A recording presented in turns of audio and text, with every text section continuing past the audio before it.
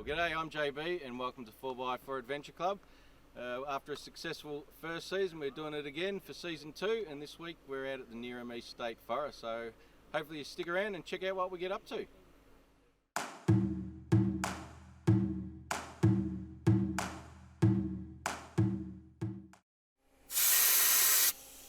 We're at the base of our first track and we're just bearing down. I generally go down to about 22 to 24 psi. So once we're done this, we'll hit the tracks.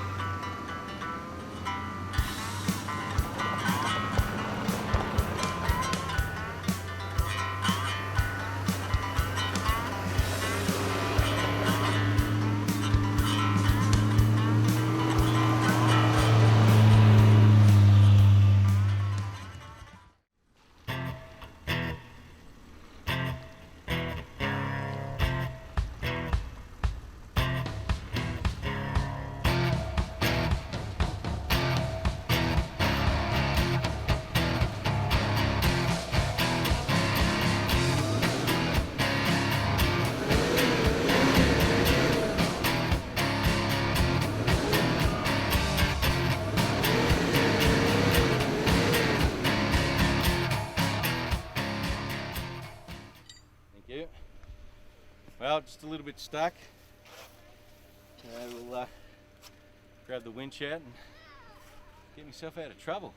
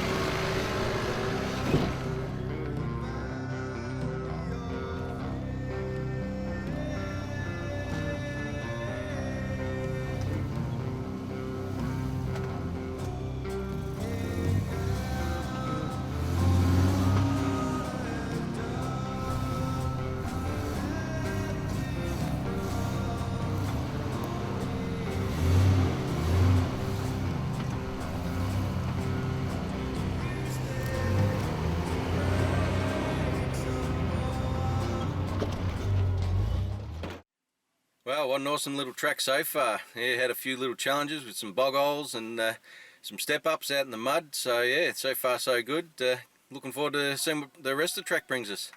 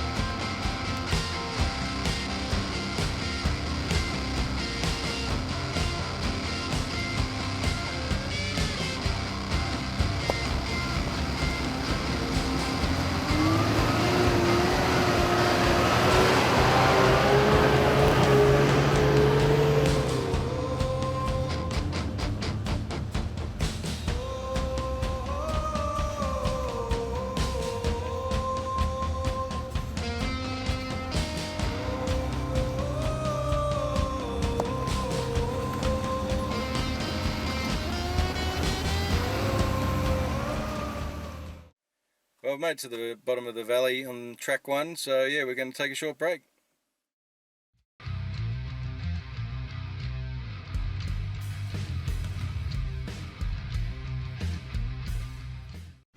Hi guys, Adam here from ADM Motors and Nuts about four-wheel drive. Last season we spoke about snatch straps and the other kinds of straps that we have and what their purposes were. Today, this season, we actually show you how to use them. What we've got here is a Ford Ranger that's actually stuck. We've actually got the strap and everything set up already. And if you have a look over here, we have the strap set up on an ARB recovery point, which is a proper rated recovery point. The recovery point on this car is actually rated to 8,000 kilograms or 8 tonne. From here we've got it running through a 4.7 tonne shackle with a snatch strap that's rated to 9,000 kilograms. In the middle here we have a dampener blanket as well, which is not a bad thing. To use a dampener on a snatch or any kind of recovery can only help and assist. And then we're running it through here to a proper hitch receiver, which again is rated. It's a road safe hitch receiver, rated to 5,000 kilograms or 5 tonne, again through a 4.7 tonne bow shackle. So that's how we've set it all up, and it's and everything that we use has to be and must be rated for a safe recovery. There are a few other things for recoveries as well. That is that everybody that's involved in the recovery must stand away, because if something was to go wrong and something was to actually come out, we want to make sure that everybody that's not involved in the recovery situation is actually standing well back and everything is safe. So a few points there. One is make sure everybody's standing away.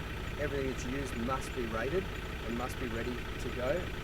The strap's laid out straight, there's no kinks in it, and everything we use is spot on. I'm going to just show you what we do now. Now, basically, we have a slight slack in the rope. The snatch straps are designed, as I mentioned last time, the snatch straps are actually designed to stretch, and transfer of energy actually assists to pull the stuck four-wheel drive out. So the transfer of the energy from the control going forwards will actually stretch the strap, and the strap with its elasticity will actually help pull the Ford Ranger out of its situation. We start off with a little bit of slack in the rope, in the strap, and if we need to, we can always come back and go harder again each time. But to begin with, just a light pull, small transfer of energy, not too much shock on any of the gear, and do it safe. Let's see how we go. Communication in a recovery is always the key. Make sure that you communicate with the person that you're recovering, make sure everybody's out of the way, and make sure everybody's ready before you go. Brett, are you there? Okay, Brett, what we're going to do is we're going to get you to start slowly instead of driving, and I'm just going to give you a light pull and we'll see how we go first time around, okay? No problem.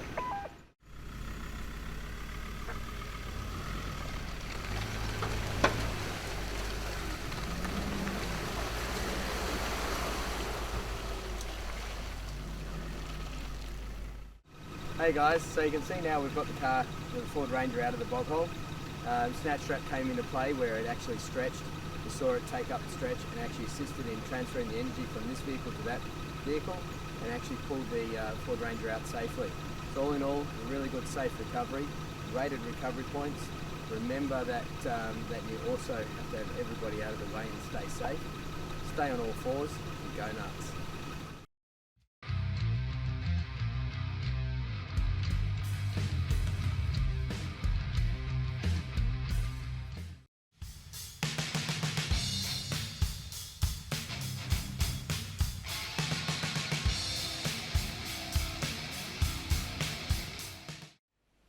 Well, g'day. As you know, I'm JB, and after a successful first season of 4x4 Adventure Club, we had a lot of inquiries on the types of modifications our members have done to their four-wheel drive. So for season 2, we thought we'd start out with a new segment called Members Rigs. I'm going to kick it off with my 1996 Toyota Land Cruiser. It's a 4.2 litre diesel with an aftermarket DTS turbo and cross-country intercooler, running just a modest 12 psi.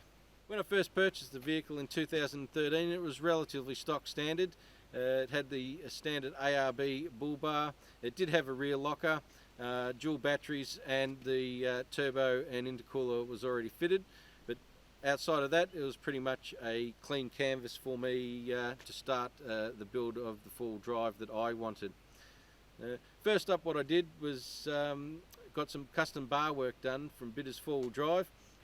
They did the front bar, which integrates into some scrub bars, running down to some rock steps, and also matching with the rear bar. They put the two swing out arms on, holding the spare wheel and the extra jerry can holder. One of the other upgrades I did to the vehicle was the suspension, upgrading from the 2-inch lift that it had to a 3-inch lift, using Old Man Emu shockers with Pro Ride springs, which hails my 295/80 R16 Cymex centipedes. On top of that, as mentioned earlier, it already had a rear locker, so I installed a front air locker, so now it's twin lock front and rear ARB air lockers. The other accessories I've added to the vehicle is upgraded to a new 9,000 pound King 1 winch running 9,000 pound Dyneema rope. It holds two 7-inch penetrator LED driving lights and a 32-inch light bar across the top, also holding the GME UHF aerial. On top of the vehicle, I'm running a rooftop tent style roof rack, which also holds an additional jerry can for water for those camping. It has a 50-inch light bar and a 2.4 by 2.4 just four-wheel drive awning to keep me dry from those rainy days. Inside the back of the vehicle, I have some custom built drawers from Full Bore 4B drawers, which houses all my recovery gear and camping equipment that I need. Also has a MSA drop down slide for my 65 litre Waco fridge freezer. Inside the front of the vehicle has all the switches for the front and rear ARB lockers and the compressor. Also has all the switches for the two light bars and the driving lights, the UHF radio and digital radio, which I upgraded from the standard radio that was in the vehicle. Well, that's about all the modifications and accessories that I've done to the vehicle since having it. There's not a lot left on my wish list to do. It's really just the maintenance of the vehicle now to keep it going. A few of the trips I'd like to do going forward again. I'm looking to do Cape York again. Obviously head down to Tasmania, tackle the tracks down there, and hopefully across the top end of WA through the Kimberleys. But all in all, it's a tough rig. It's getting me to all the places that I like to go. So I hope you enjoyed the details of my vehicle, and hope to see you out there sometime.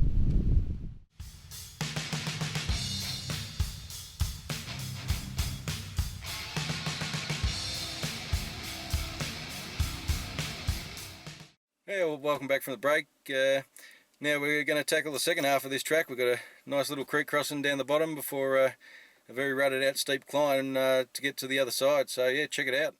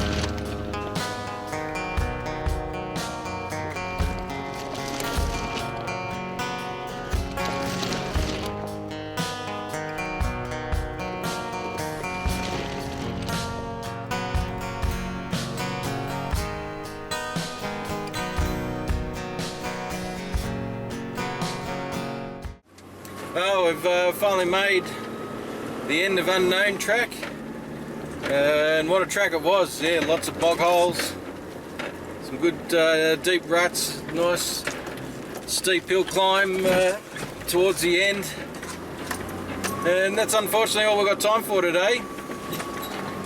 So if you'd like what you're seeing, please subscribe to our YouTube channel, like us on Facebook. I'm JB, and we'll see you next time on 4x4 Adventure Club.